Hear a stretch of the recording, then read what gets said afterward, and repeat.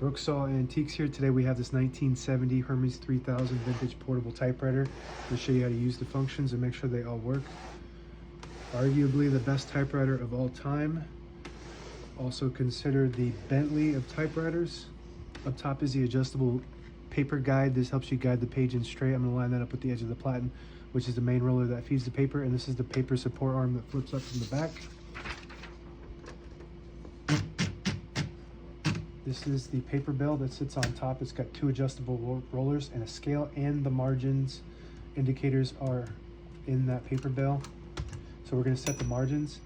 Right now the margin is right here in the middle, so I'm going to slide that all the way to the edge by pushing underneath and forward this lever here and the carriage release at the same time, and it will allow you to move it all the way to the end like that. Or if you want it right there in the middle, then you just put the cursor where you want the margin, and then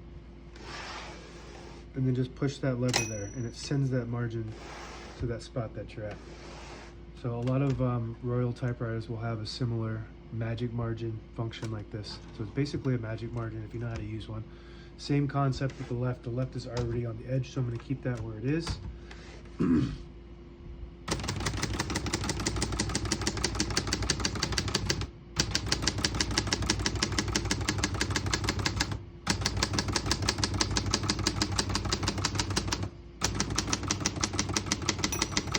Once you hear the bell, you're at the end of the margin. Hit this line space, get you back to the beginning, and skips 1, 1.5, or 2. Right now we have it on 1, but if you want 1.5, flip that switch forward 1, skips 1.5, 1 more, it skips 2. That works good. We're going to keep that on single for now and finish typing. And I was able to type most of the keys on the first line because this has Elite typeface, which prints 12 characters per inch. Excuse me. I'm going to put the color now to red. I'm going to print a sentence on this next line here.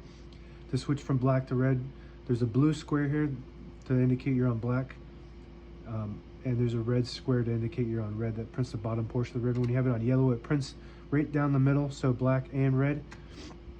When you have it down to the blue, it prints the top portion. When you have it all the way down to the bottom, it doesn't print any ink at all. It just leaves a stencil for copying purposes. We're going to put that all the way up to print red.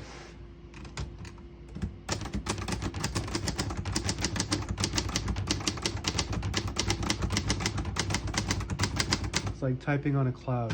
So smooth and just perfect. I don't know how to explain it. It just feels so good. It's like euphoria. I say that a lot when I'm typing on some of these. This and the Olivetti Lettera 32 are the best typewriters ever. This one is a bit fancier than the 32. The 32 is more streamlined, small, compact. This is bigger and a little bit smoother and heavier. So when you type on this, it's not as heavy as an Olympia, way smoother, but it's heavier than a Olivetti Lettera 32. An Olivetti Lettera 32, you barely have to touch the keys from the print. These you do have to hit them harder for them to print, even when you're on the lowest touch control. But it feels so smooth that you kind of, I don't know, maybe the Olivetti 32 is too touchy for me. So I do like this one better. To pull the page out easy, there's a switch on the right. You flip it forward and it unlocks the rollers underneath the platen, allowing you to pull the page out easy or load thicker paper like carbon copy or cardstock. Make sure you flip that back before you load the next page or else it won't load correctly. I'm going to put this down for now.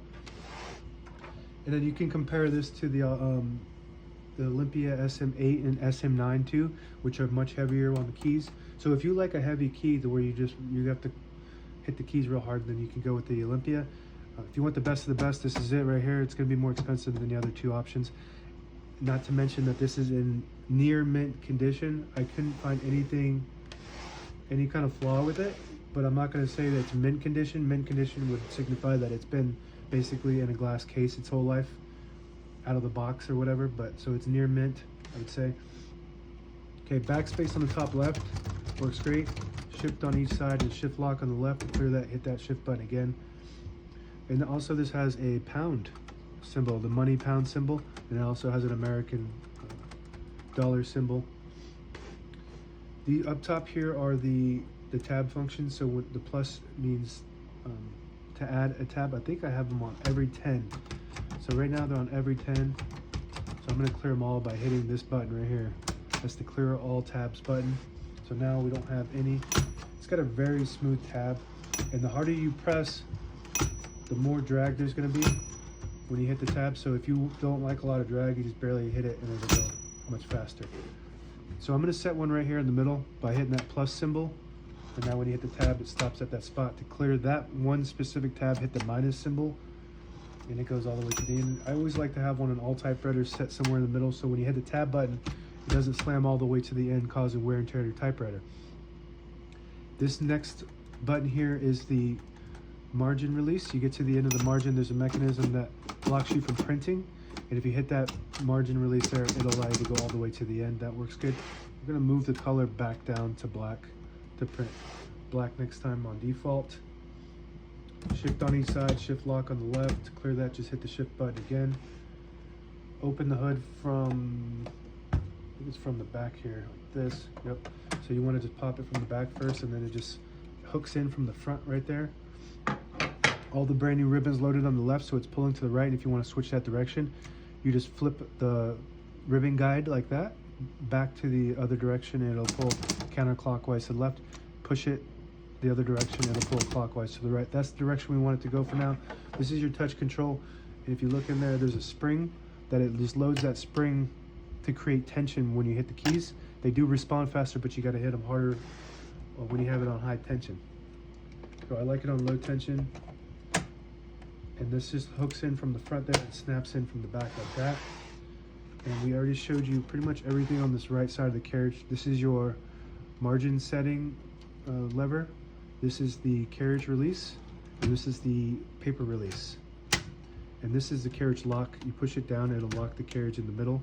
So when you have it in the case, it doesn't slam around or cause damage to your escapement. The escapement is the gear that allows the carriage to move when you type. And if that's damaged, it's a major operation to fix that on most typewriters. I've never had to fix one on a Hermes yet. Hopefully I never have to. I don't want to do that. It's so beautiful. I hope they never break. Carriage release on the left, and this is your margin set. You just flip it forward and it'll set that margin.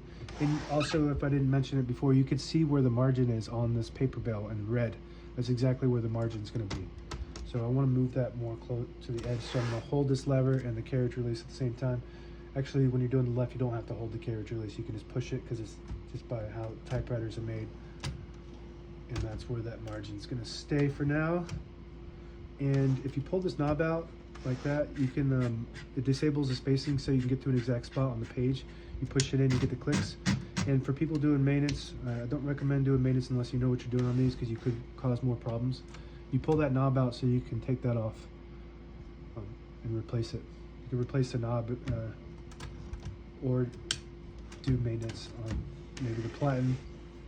And that's it. Now available on eBay or Etsy. Search Brooksaw Antiques.